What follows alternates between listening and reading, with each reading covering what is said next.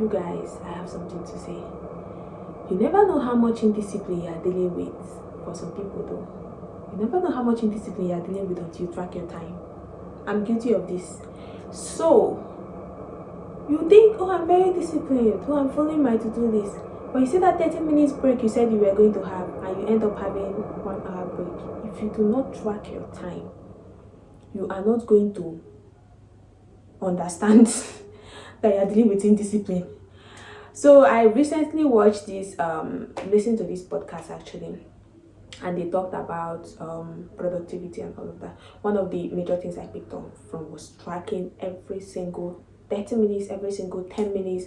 I mean, giving time to rest as well, giving time to sleep, giving time to eat, but track it. Track it. Having a to-do list might not be enough, right? The fact that you could achieve all of that does not mean you cannot do more, my dear. Yeah. So this is something I found out and I just said, let me tell you guys. Yeah. This is In Between Spaces podcast.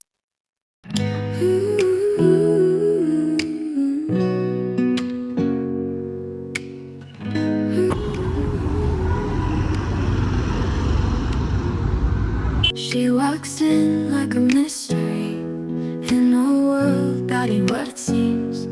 Her eyes tell stories untold. She's the fire you can't hold. In the night we're breaking free. No more hiding who we'll be. Heartbeat racing with no end. Dance until the morning bends. Are you ready? Hello, people. Welcome back to another episode of In Between Spaces podcast. My name is Blessed Onoha and I'm the host of this podcast. This is where we talk about the in-between seasons, the wins, the losses. Basically, interview and share stories of people that are building amazing careers, bold careers, people that are taking bold steps in living out the life they want. How did they do it? What are some of the lessons they've learned on the way? What were their struggles? Of course, there's mostly struggles, but yeah, this is the zone for all of that honesty. This is the zone for all of that realistic, honest conversations. So if this is your first time, welcome. Please listen, and if you end up liking it, please subscribe and share it with people that you know. And if this is not your first time, welcome back, my people. I hope you're sharing the podcast. Please do. Thank you very much. So on today's episode, we'll be closing out on the conversation we had with Andy Crocker. You remember him, right? Yes, from our last episode. Andy Crocker is an aerospace engineer, worked at NASA, MBA, and even Microsoft. But basically, in this podcast or in this episode, we are shedding the light or discussing his journey leading the team that presented taking Luna to space. Yeah, the same thing that Elon Musk worked on as well. So we talked about some of the struggles, we talked about the major lessons he took from that. I mean, he led the entire team on that. And we also talked about when you try to succeed at some things and it doesn't work, how he was able to manage that experience, right? Something else that really stood out from that episode for me too was where he talked about the astronaut that had bad eyesight as well as him, but he took a seat back and he decided to become an aerospace engineer. But this astronaut went as far as training himself and finally he became an astronaut. It basically shows you how you're limitless regardless of the challenges that might pose on your journey, right?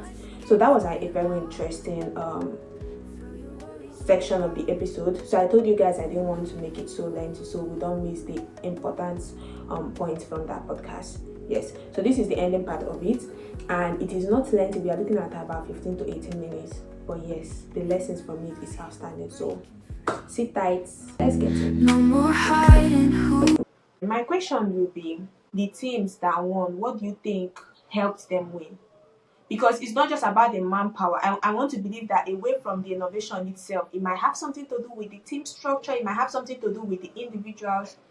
What makes the winners? What do you think made them winners then? Yeah, and I think it depends, so it absolutely depends on the situation. One thing that the competition that I was in really reinforced for me and for the team is that you have to do your very best, and don't accept the first no, right? We talked about, Yeah. but go further and further, and try as hard as you can, do everything that you can to present the best solution, the best idea, the best price, all of those things. But at some point, you have to release your proposal, right? In our case, we have to submit a proposal to NASA, and then NASA looks at the different proposals and makes a decision. At some point, you hand it over, and it's out of your control. And for us, one of the things that was out of our control is we were working for a company that was publicly traded. We weren't owned by a multi-hundred billionaire. We had limitations as to how aggressive we could be with the price for our proposal. And both times that we lost, price was a significant factor. The billionaires were able to subsidize their price and come in with a lower price than we had to NASA. So price was a significant factor both times, and that's something that was just out of our control. We knew that it was possible that we could that we wouldn't bid the lower price, but we knew we had a great solution, and we would do the very best we could to get to that point. So in the case of our competition, price was a significant factor. I'm not saying it was the only factor, but it was Yeah. significant. And that was something that was out of our control. So that's an important lesson too, that you have to do your very best, and doing your very best, you learn from it. You become, better just by putting your absolute best effort forward and doing everything that you can to present your best offering. But then you have to let go and let things happen. Make sure you are presenting the best. Do everything you can to present the very best solution. And after you have done your best, um, I'm trying to remember this word from the Bible. He said, and having done all this, rest that it comes around with having done all this, have patience that the time for its fulfillment will come. You get? So you have done everything you are supposed to do as an individual. You've taken the lessons from it, you've taken the knowledge, and then you submit it. Some things, a lot of things are out of our controls as humans. Hmm. Submit it and let it go. If That's right. it's there are some inherent limitations that we can't see on the surface level. And the fact that you did something and did it right, that counts for something. So Absolutely. And one of the things that I really realized in writing the book is that um, what really counts in the endeavor that we put in the work that we put in to do the best we can and present our best effort is that we grow. So we do everything that we can, and what we get out of it is personal growth. We become stronger, we become better, we become smarter, and maybe we win that opportunity. Maybe we get the chance to go work on that project. But even if we don't, we have personally grown from making the effort. And that's really what matters, because, as you said, if it's not in our control in the end, whether we get selected or not, then we have to move on, whatever happens. And having grown from the situation because we put the best effort forward, we'll be able to do even better the next opportunity we have. yeah, thank you. So what drives you? What motivates you? Maybe what motivates you 30 years ago have changed, but I would love to hear what motivates you. I really want to try to be, I want to try to do the most I can while I'm alive with the skills that I have, with the gifts that I've been given. And so I don't want to waste anything that I've been given as a gift. I want to make sure that I um, make the most in terms of what I do, but also in terms of what I can share with others. And so I'm always trying to improve myself because I want to make sure that I can make the most of the gifts that I've been given. And I think that's important. That's a big part of personal accountability, I think. And we all should do the best to be good stewards with the gifts that we've been given. Thank you. Thank you for that. It reminds me so much of what I started off this year. I started off this year saying, I know I've asked for some things I've not received yet. I know I've worked towards some things I've not yet seen happen. But what is working at the moment, whatever is working at the moment, do it well. Mm-hmm. Okay, so saying I started off this year with that is actually like that came sometime in March. So that was like after January, February, March, I was having this very intense personal reflection, Mm-hmm. and it came. Focus on what is working and make sure you do it well.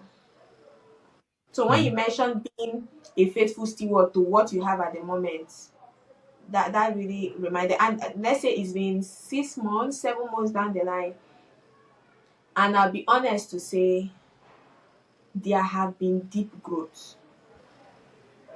Dating it or dotting it back to what you said earlier of the things you are looking for might not come exactly the way you wanted it, but you will Mm-hmm. see growth happen. You will Mm-hmm. see new doors. Right. So I've tried it for like 7 months, and I'm testifying that it is working. I have seen growth. I have seen focus. Like even Right. the people I work with, you hear them say, "Oh, Bless is very exceptional." I'm like, okay, I know, I'm very good, but there is this lackadaisical behavior I was adding before, and I'm like, ah, if it works, it works. I'm already looking out to new things, but that is not a mindset to grow with. You have to be a faithful steward in what you have been given at the moment to effectively grow. So yeah, Right. thank Yeah, that's a great point. you. Okay, so I want to ask, what does fulfillment mean to you right now, with Mm-hmm. regards to the unconditional and with regards to your life in general at this phase? What does fulfillment look like? Yeah. So one thing that I've gotten out of writing the unconditionals, like I said, I mentioned that when I first started, it was really just an idea to write down things that I thought were important for my kids and to pass along to my children. And Yeah. as I got into it, I realized that it was more than that. And I know for sure I learned more out of it than my kids will ever get out of reading it. But I wanted to really put down on paper what I thought was important, and I decided to go ahead and publish it because I think it's something other people will get a lot out of. So as I got to the point where it would be published and thought about where I wanted my career to go, I realized that I wanted to take an opportunity to step away from aerospace for a little bit and reconsider what do I want to do next. So I've actually been for the last couple of months I've stepped away from the workforce. I've been doing podcasts and doing other things, writing some other things kind of related to the book, and I'm kind of looking for what do I want to do next. Uh, I may want to consult with aerospace companies or other companies about um, the unconditionals and how you apply those to leadership and to organizational management. And Yeah. there's a lot in the book about those things and how to apply these values to those aspects. So that's really what I've been doing the last couple of months is looking at how I can apply these values to the next step in my career and how I go about helping other people, be the best they can be by applying either these values or values that are the most important to them. But in any case, apply them unconditionally so that they can achieve the most, to be the best that they can be. Yeah. And listening to you on this podcast, I mean, see how my brain is connecting to previous things I have heard, is evoking something new in me. So I feel like this is a nice fulfillment call at this phase. Is really okay to make sure you are sharing out. I mean, having that level of experience and personal encounters, I feel Mhm. like, and having set out values that Mhm. are important to you as a person, I feel like it's really cool. Yeah. Back to the friend I was talking to yesterday. So we are talking about how I'm kind of a very rigid, maybe not very rigid, but I work with structure and I work with principles, and it's a little hard for me to step out of that. And why that can be good, sometimes it is not always good. So because life is not always black and white. So for me, if I paint it black, it's gonna be black. I don't care what white looks like. but, but yeah, understanding and setting fundamental values that you live by and working your life towards that and being open to when shifts happen. I mean, you are very open minded enough. That's why after the experience with the your project at Mhm. NASA, you were open enough to explore. I want to write this down for my children. Mhm. I want to write this down that the next generation of people coming gets to read this. That is a level of open mindedness and missed what you see as your dream. Let's even talk about coming from the astronaut part of it. From the point of, oh, I want to be an astronaut, to, oh, I have an eye defect, I don't think I'm able to do this. Open minded enough to say, this is aerospace engineering, I'm going to do it and do it well. Mhm. Doing it to the point of getting to present at that point, that is a high level of resilience I see there. So I just want to say that this Yeah. Thank you. is here. Okay, so as we conclude, what advice would you have for someone? I mean, there are people that have tried things and it didn't work. And for most of them, picking up pieces of what didn't work for them, they just felt like that is the entirety of their life and entirety of their calling. So I'm asking this question from a place of being a wanting to be an astronaut and finding out the limitation you can't, and then being an amazing aerospace engineer and not um, being able to fulfill one last thing. I'm just going to say it's one last thing you wanted to really get Mhm. right. For someone that is in that place right now, what advice can you give to such person? I mean, not everybody will feel motivated to write a book that people can read and learn from. How do they Right. pick themselves up from there? Yeah. I think the advice I'd want to give is um, really try to understand what your personal values are. I In the book I talk about 5 values that I think are very important to everyone: love, gratitude, integrity, accountability, and endeavor. And I think those are should be important to everybody. But some people may feel like there's another set of values that they really want to hold on to. But whatever those are, hold on to those and try to live your life aligned with those values so that every decision you make is consistent with what those values are, consistent with integrity, with accountability, with gratitude for myself. And if you make those decisions, if you at least try to always make those decisions unconditionally aligned with those values, you'll have the opportunity to be more successful. Maybe not win everything, but more successful in what you do. Every step a chance we take, every risk a love we'll make. Whisper secrets in the night, lost in love beyond